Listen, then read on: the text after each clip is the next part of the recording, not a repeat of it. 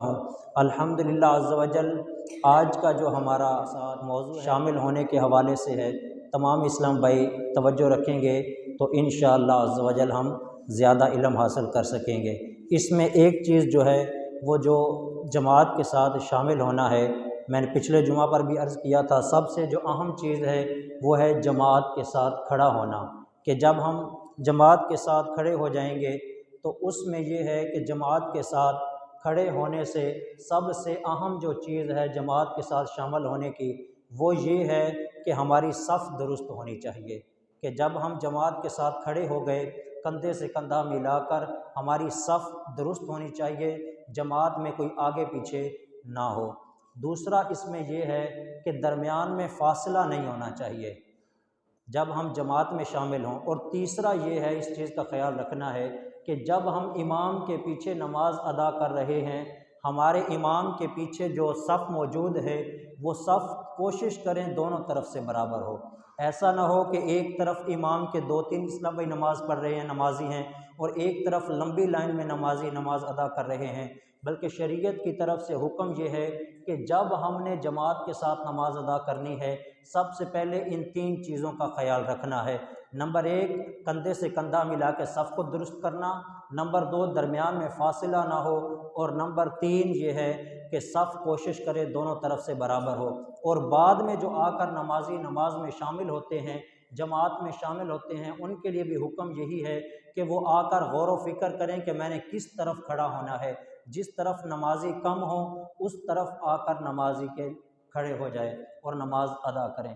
جب جماعت کے ساتھ شامل ہو گئے، امام نے نیت کر لی، امام کے ساتھ ہم نے بھی اللہ اکبر کر کے جب نیت کر لی تو ہم نے صرف سبحانک اللہ، اعوذ باللہ، بسم اللہ پڑھ کے خاموش ہو جائیں گے، آگے قرات جو ہے وہ امام کرے گا۔ یہ جماعت کے ساتھ نماز پڑھنے کا حکم ہے۔ قرات ہوگی، اس کے بعد رکوع کیا جائے گا۔ بعض نمازی ایسے ہوتے ہیں کہ جو رکوع میں آ کر شامل ہوتے ہیں، یعنی نمازی آیا، آ کر دیکھا کہ امام صاحب رکوع میں ہیں، اب رکوع میں جماعت کے ساتھ ملنے کا طریقہ کیا ہے، اس پر غور کریں گے۔ اگر کوئی نمازی آیا، آ کر دیکھا کہ امام صاحب رکوع میں ہیں، باقی بھی رکوع میں ہیں، جماعت کے ساتھ شامل ہونا ہے، اب وہ ڈائریکٹ اللہ اکبر کہتا ہوا رکوع میں شامل نہیں ہو سکتا، کیونکہ نماز میں قیام جو ہے وہ فرض ہے۔ قیام کیا ہے؟ فرض ہے۔ اگر اس نے اللہ اکبر کہتے ہوئے جھک گیا کہ اس کا اللہ اکبر بھی مکمل ہوا اور ہاتھ گھٹنوں تک بھی پہنچ گئے تو اس کا قیام نہ ہوا۔ قیام جب نہ ہوگا تو نماز نہیں ہوگی، کیونکہ اس کا فرض ساقط ہو گیا۔ تو اس کا حکم یہ ہے کہ وہ آ کر اللہ اکبر کہہ کے ہاتھ سیدھے کرے، پھر دوبارہ اللہ اکبر کہتا ہوا رکوع میں جائے گا۔ یہ جماعت میں شامل ہونے کا طریقہ ہے۔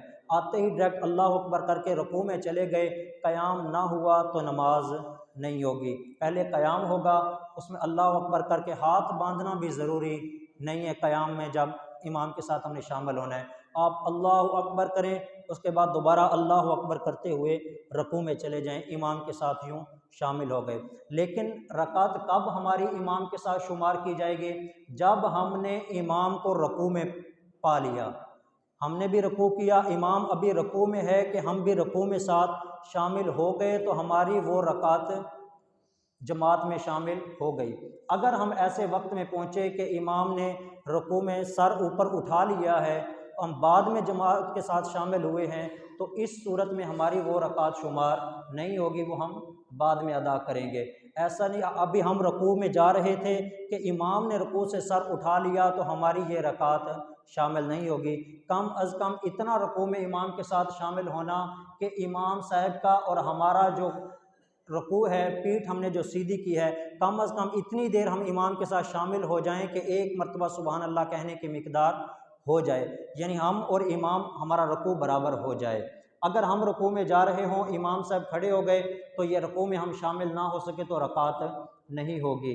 اسی طرح دوسرا طریقہ کیا ہوتا ہے کہ ہم باہر سے آتے ہیں، آتے ہی جماعت کے ساتھ شامل ہونا چاہتے ہیں، لیکن ہمارے جو بازو ہیں وضو کر کے آئے، بازو ابھی اوپر ہیں، ہم نے کوشش کی کہ جلدی سے جماعت کے ساتھ شامل ہو جائیں، تو حکم یہ ہے کہ پہلے اپنے بازو جو ہیں جو ہم نے فولڈ کیے ہوئے تھے، کیونکہ شریعت مطہرہ کی طرف سے نماز کے اندر کپڑا فولڈ کرنے کی اجازت نہیں ہے۔ پہلے اپنے کپڑوں کو ٹھیک کیا جائے گا، بازو کپڑے نیچے کر کے اس کے بعد جماعت میں شامل ہوں گے۔ اسی طرح رکوع کر لیا، سجدے میں جو جاتے ہیں اس میں چند چیزوں کا جماعت میں خیال رکھنا ہوتا ہے۔ پہلے تو جب سجدے کا حکم یہ ہے کہ سجدہ اس انداز کے ساتھ کیا جائے کہ آپ کی یہ جو کوہنیاں ہیں یہ آپ کے پیٹ کے ساتھ یا یہ سائیڈ میں اس طرح لگی ہوئی نہ ہو، جدا ہونی چاہیے، اور آپ کی یہ جو رانے ہیں یہ بھی پیٹ کے ساتھ جڑی ہوئی نہ ہو۔ ہاں اگر کسی کا وزن زیادہ ہے، کوئی موٹا اتنا ہے کہ اس کا پیٹ اور رانے جو ہیں آپس میں مل جاتی ہیں تو اس کی مجبوری ہے، لیکن اس کے علاوہ ویسے سمٹ کر سجدہ کرنے کی مرد کو اجازت نہیں ہے، وہ عورت کے لیے حکم بیان کیا گیا ہے۔ اب جماعت میں اس کا اور زیادہ خیال رکھنا ہے کہ ہم جب جماعت کے ساتھ نماز ادا کر رہے ہیں سجدہ اس انداز کے ساتھ کریں کہ ہماری وجہ سے ہمارا ساتھ والا نمازی پریشان نہ ہو۔ ایسا نہ ہو کہ ہم نے کوہنیاں بہت سائڈ پہ کر دی اور جس کی وجہ سے ہمارا ساتھ والا نمازی پریشان ہو رہا ہے، تو یہ انداز درست نہیں ہے۔ کوہنیاں ساتھ بھی نہیں ملانی، نارمل انداز میں ہم سجدہ کریں گے تاکہ ہمارے ساتھ والا نمازی جو ہے وہ جماعت میں پریشان نہ ہو۔ اللہ تبارک و تعالیٰ سے دعا ہے اللہ تبارک و تعالیٰ ہمیں دین کے مسائل سیکھتے رہنے کی توفیق عطا فرمائے، جو کچھ سیکھا اس پر عمل کرنے، اسے دوسروں تک پہنچانے کی توفیق عطا فرمائے۔ آمین بجاہ النبی الامین صلی اللہ تعالیٰ علیہ وسلم۔